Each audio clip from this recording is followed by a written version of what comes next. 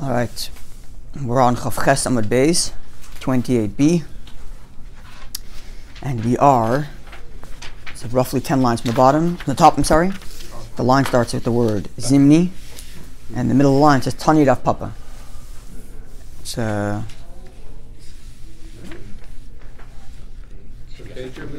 lines from the top of the page. Second page in the packet, Chav Ches Amud Beis, 28b. It's 9 lines from the top, the middle of the line says Tani. Yes, that's right. So we're on the topic of the construction of the menorah, the material used in that construction, and the way in which it was fashioned out of one big block. And today we're going to have quite an interesting mix of different elements we're going to learn. We're going to have some history. We'll have, of course, a dispute about what materials are allowed to be used for the menorah. And our dispute is going to lend itself to understanding one of the principles, the 13 principles that we read every morning in our davening, 13 principles upon which the Torah is extrapolated, the 13 principles that Hashem gave Moshe, through which we can extrapolate the meaning of the text. So we're going to get to understanding one of those rules, and we're going to focus a little bit on that because it's a generality, not just it's a good thing to know when you're learning Gemara forward, understanding how the Gemara derives at its conclusions. And this is one of those principles, as we shall presently see. Okay, Tani Rav Papa. Rav Papa taught. Tani Rav Papa Bereid Rav Chanan. Rav Papa, son of Rav Chanan, taught. Kameid Rav Yosef, in the presence of Rav Yosef. So it's introduced as Tani, implying that the teaching he's sharing is not his own, but rather, because Rav Papa is a sage of the Gemara age, an Amoda. And Tani is the way in which texts from the Mishnaic age are introduced. So Rav Papa obviously is sharing a Mishnaic age text or Mishnaic age statement that he has by tradition from his teachers, and he's sharing it with Rav Yosef. And as we'll see, Rav Yosef has his own tradition for his own Mishnaic age text. So the text that Rav Papa teaches in front of Rav Yosef goes as follows. The menorah Haisabah can be made, Minasis was made from, it was drawn, it was made out of a piece, that is to say, there was a big block and it was carved out. Minazav, from gold. So it was a big block of gold and it was carved out of gold. This we know. Carved or was it hit? Chiseled? What's the difference? Well, carved, you can take pieces out of the gold. Carved would mean you take pieces out of gold and weld them back together? No, you just take the pieces out. You just literally like carve it out. And chisel? Chiseled is you have to form it. You have to put. Yeah, I thought chisel meant that you have a block and you just hammer it out. I thought chisel and carve. Chisel means you. Chisel and carving is the same thing, is it not? You knock away everything you don't want. Yeah. And that's get the form. Isn't that what carving is as well? Oh yeah, sorry. No, it's the same thing. No, what I meant is they said that you have to have a specific amount, right? A talent. We mentioned that yesterday. We mentioned it last week. So do you have to start from that specific amount? Start from that specific amount. So you not the conclusion. You start with a talent of gold and then you chisel it out of that. Certain weight of gold. So the weight of the menorah is not going to be a talent. No, it'll be less. No. Obviously yeah. not.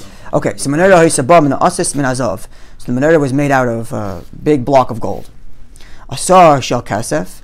If you made it out of silver, the Gemara here does not get into whether you welded silver together or you took it out of a block of silver. That we already discussed. Yeah, but if you made it out of silver, ksheda, it's kosher. Shel ba'atz, if it's made out of tin, it's also kosher. If it's shel ba'atz, it's made out of tin. Vishel aver, or made out of, I think it's iron, right? It's another kind of metal? Lead. Lead? Yeah. Okay. Vishel gistadine, or some other type of metal. All metals that aren't gold or silver. Rabbi Paisel, Rabbi, whenever we say Rabbi without any name, it refers to Rabbi Huda HaNasi, the compiler of the Mishnah. He was known as Rabbi or Rabbeinu HaKadosh, our holy teacher. He got that status as the one who's responsible for preserving the oral tradition by writing down the Mishnah, compiling the Mishnah. So Rabbi Paisel, Rabbi says it's forbidden. It's not valid. So in Rabbi's view, the only two materials that can be used to make the menorah is gold and silver. So in Rabbi's view, the entire discussion we had last week about including other metals, giving us leeway for other metals, it's only silver. That's the only other metals that's available to you. But for Rabbi Yossi, but Rabbi Yossi, son of Rabbi Yehuda, Machshir, not only does he allow, Machshir, he allows, shall eitz, if you made a menorah out of wood, shall etzim, if you made it out of bone, which was not uncommon back in those days, to use animal bone as material. V'shal schuchis, but if you made it out of glass, the hakol psola, everybody says it's not valid. Okay, so glass is... Ivory. I think Rabbi Yehuda, which machshir is on the metal, but for wood and for bone and for glass. Oh, no, sorry, yes, you're right. My apologies. My apologies. Yes, I misread that. Sorry. Obviously, sorry. So, okay, I can read that again. So, when the Mishnah says you can use other, the previous discussion last week said you can use other metals. So Rabbi Yehuda says that other metals are limited to silver. Rabbi Yehuda says it includes any metal. But wood, bone, isn't that ivory, right? Ivory and glass, that's for sure forbidden because it's not metal. Okay, so no metal, anything that's not metal for sure not. When you're using metal, is it limited to gold and silver or any other metal as well? Clear? Yeah. Interesting for the halacha, it straddles both because he says that Rabbi Posel, and yet it mentions the other ones, the glass and the wood and so on, apostle. No. Rabbi himself is in between. He allows other metals. No, they're all metals. No, but see, Rabbi says Posel even for so therefore, the Hakal Psul is talking about the eitz etzim schuchas. No, I'm looking at the base. The base is talking about other metals, which means he allows. Yeah, because the Mishnah we learned last week. Yeah, that's true. Yeah, so I'm saying Rabbi himself is because of the base here is misleading his impression that all metals, no, metals are allowed. And that's how you reconcile the histories. We'll see. Yeah. Okay, we'll get to that soon. Yeah. Okay, so this is what Rav Papa taught before Rabbi Yosef. Rav Papa taught this brayso before Rabbi Yosef, which says that a dispute between Rabbi and Rabbi Huda Rabbi Yossi is with respect to other metals that are not silver or gold. Rabbi, we'll call him Rabbi here. Rabbi limits the making of the menorah to gold and silver, whereas Rabbi Yossi Bar Yehuda expands that to every metal. Okay. Amar Lei, so Rabbi Yosef told Rav Papa, "My daitach. What would be your understanding of this? What's the root of their dispute? You have this tradition that this is their dispute. Tell us, how do you rationalize it?" So Amar Lei, so Rav Papa explained, here's how I rationalize it. Bein mar or bein mar, whether you're talking about Rabbi or Rabbi Yossi Bar Yehuda, they are both discussing the rule of klali uprati, the principle of generalization and specification. That is to say, when the Torah instructs you to do something, and its initial instruction, it doesn't give a specific manner in which that thing should be done. In this case, it says, make a menorah. Doesn't tell you how or what type of material. And then it specifies gold. So first it generalized, make a menorah. Doesn't tell you how. Then it specifies gold. And then it again says, teyasa, make it. So it generalizes, specifies, and then generalizes. It's klal upratu klal. You'll recognize those three words from your morning davening. So what's the rule? The rule is you limit the generalization to the specific. So you look at the property of the specific mentioned in the Torah, and you will say that anything mentioned in the general instruction is limited to some element that the specific detail gives you. So in this case, gold. What's the specific detail that gold tells you? You need a certain amount. So gold would, no, in the fact that it says gold, how does it limit the general rule of making it however you want?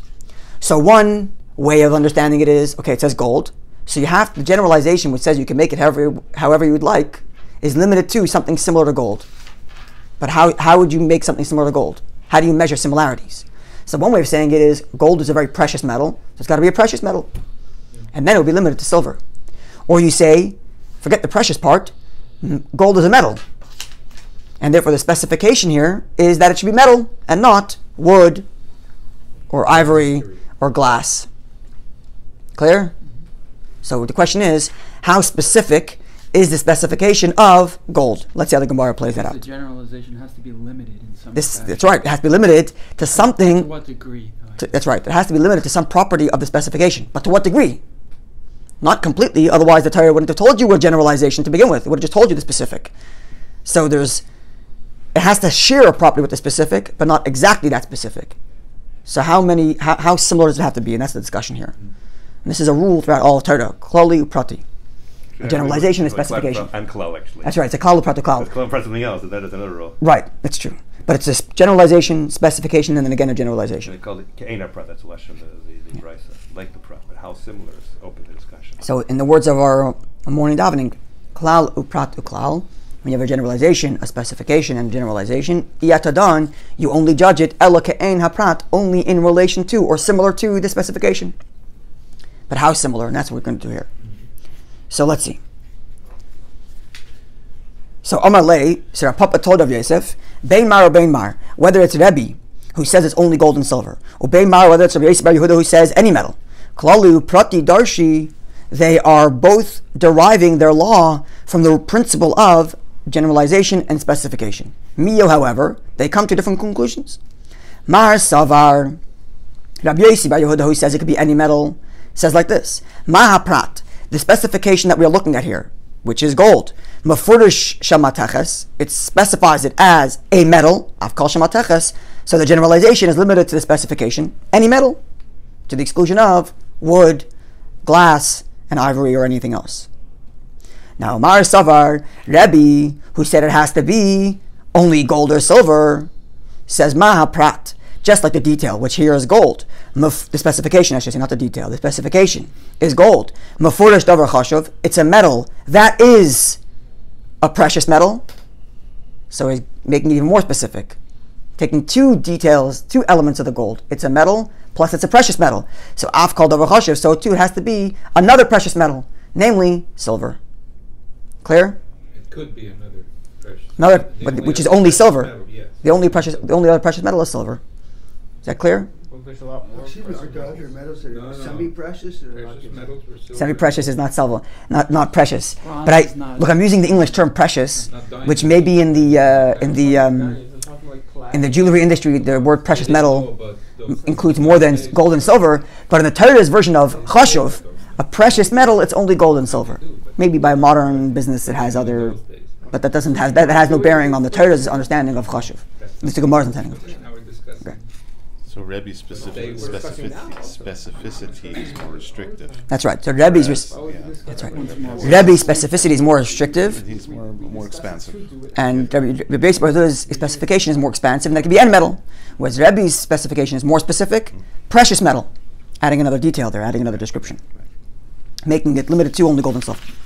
Okay, so now Rav Yosef counters and says, look, I have a different tradition. You quoted a text that you have by tradition, I have a different tradition. Amalei, so Rav Yosef told Rav Papa, Samididach, move your tradition aside, your brisa, your text that you quoted from the Mishnaic age, Mekamedidi, before what I have by tradition. What's the text that I have? The Tanya, for I have a text from Mishnaic age which reads like this: Kli sharis, all of the ministering vessels. That is to say, all of the menorah and its utensils, and the altar, its utensils, the table and its utensils, all of these specific items that were used in the temple for sanctified service, all have to be made out of some form of metal. So the Mishnah there says as follows, but this includes the menorah. So sheson shel eitz, if you made it out of wood, Rebbe paisel, Rebbe says it's forbidden, it's invalid. But the fact that Rebbe says it's invalid when it's from wood means that he allows for other metals.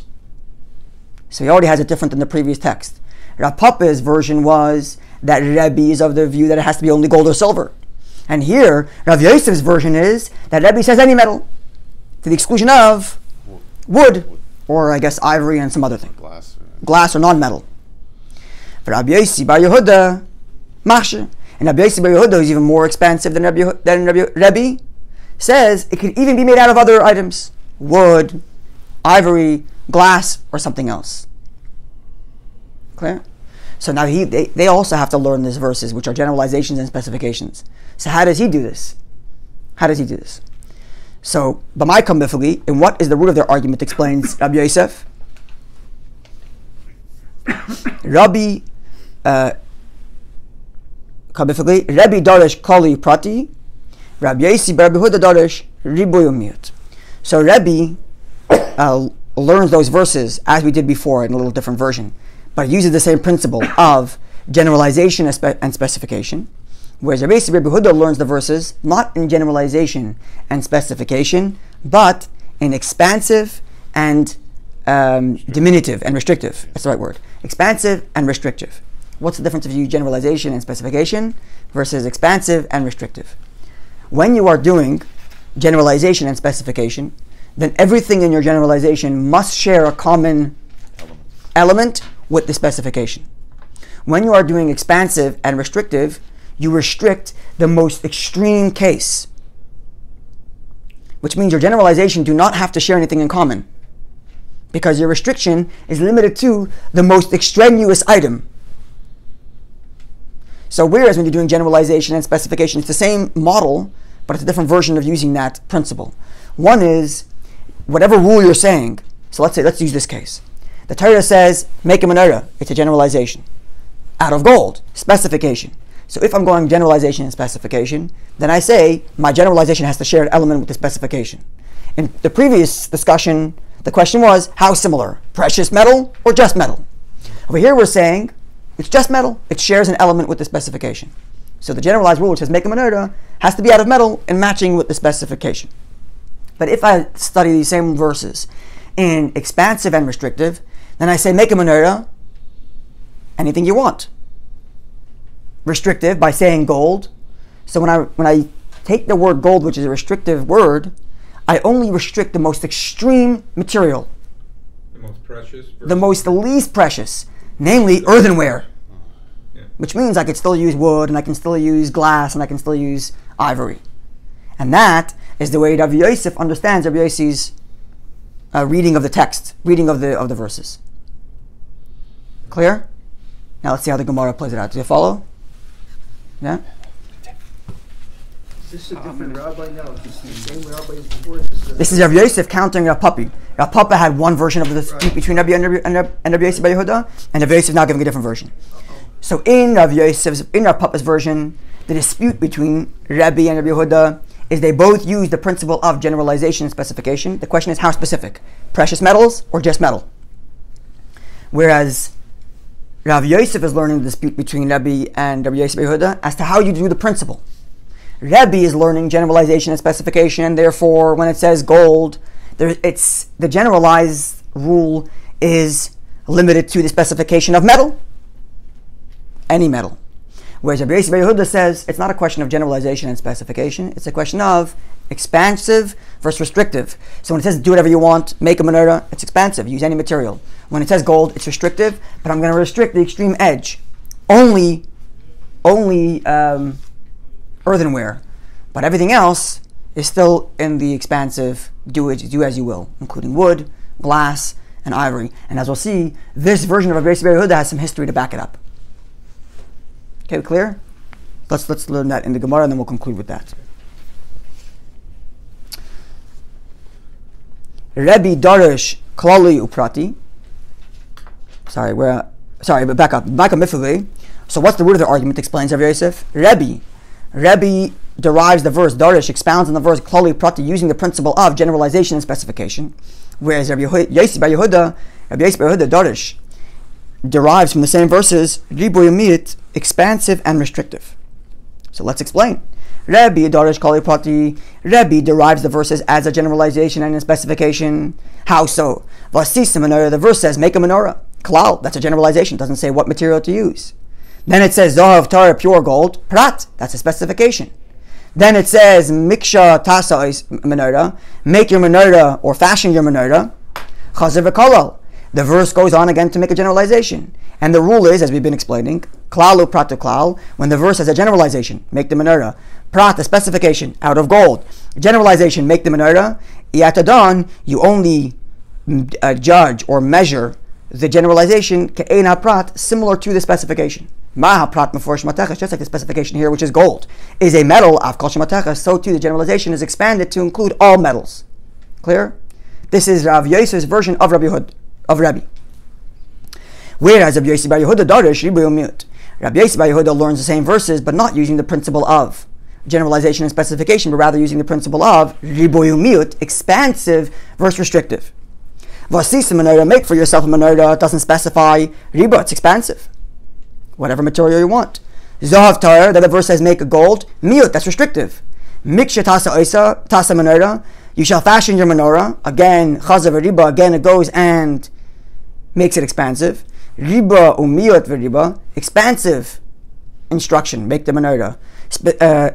Restrictive instruction, out of gold. And again was expansive instruction, fashion your menorah. Riba hakol, when you have an expansive description, you expand it to anything. Umay Rabbi, what would I include? Rabbi kol mili, use any material. But umay miut, when I have a restrictive description, make it out of gold. What would I restrict? The most extreme version of a material, namely miut shel cheres. I exclude earthenware, which is the most extreme of materials, and as Rashi says, even a human king wouldn't have have furniture in his house made out of earthenware. Never mind the King of Kings.